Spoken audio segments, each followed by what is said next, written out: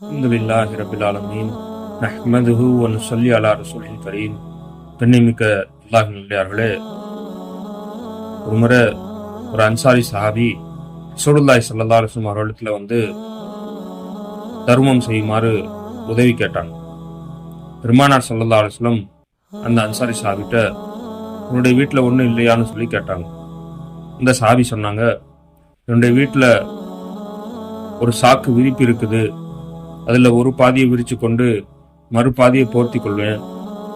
அதே போல தண்ணீர் அருந்தக்கூடிய ஒரு கோப்பை இருக்குது, இவ்வளவுதான் என்னுடைய வீட்டில் இருக்குதுன்னு சொல்லி சொன்னாங்க.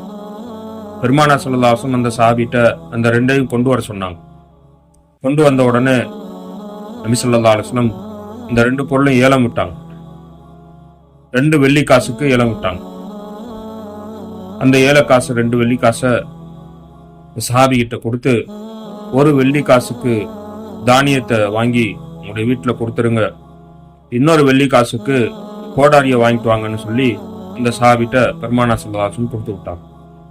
அதே போல அவரும் கோடாரியை வாங்கிட்டு வந்தாரு. ரசூலுல்லாஹி ஸல்லல்லாஹு அலைஹி வஸல்லம் தங்களுடைய முபாரக்கான கரத்தால அந்த கோடாரிக்கு உண்டான கைப்பிடி கட்டைய மாட்டி கொடுத்தாங்க. போய் விறகு வெட்டி அதை விற்று பிழைச்சுக்கோன்னு சொல்லி சொன்னாங்க. 15 நாள் வரைக்கும் என்னிடத்துல வரக்கூடாதுன்னு சொல்லி அனுப்பிச்சு விட்டாங்க. அந்த சாபியும் நபி ஸல்லல்லாஹு அலைஹி வஸல்லம் சொன்னது போலவே விறகு வித்து 15 நாள் வரை விறகு வித்தாரு. 10 வெள்ளி காசு வரை லாபம் அடைந்தாரு.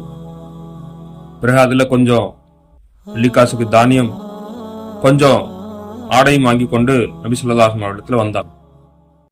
ரசூலுல்லாஹி ஸல்லல்லாஹு அலைஹி வஸல்லம் சொன்னாங்க, இது நீ யாசம் கேட்பதை விட சிறந்ததா இருக்குது. யாசம் கேட்கறதுனால மறுமையில உன்னுடைய முகத்துல வடு ஏற்படும் சொல்லி சொன்னாங்க.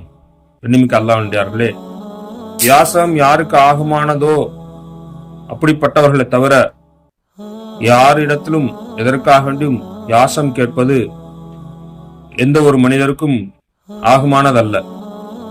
இந்த சம்பவம் அது நமக்கு உணர்த்துது. எவ்வளவுக்கு நாம் கைகளால உழைச்சு அல்லாஹ்வுடைய உதவிய பரக்கத்தான உதவியை பெறுவோமோ அது யாசகத்துல கிடையாது.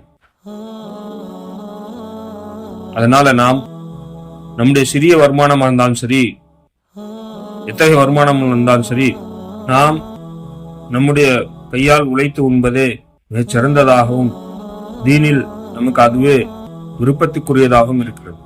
இப்படிப்பட்ட சிறந்த நல்ல மக்களாக அல்லாஹ் நம் அனைவரும் ஆக்கி அருள் புரிவானாக.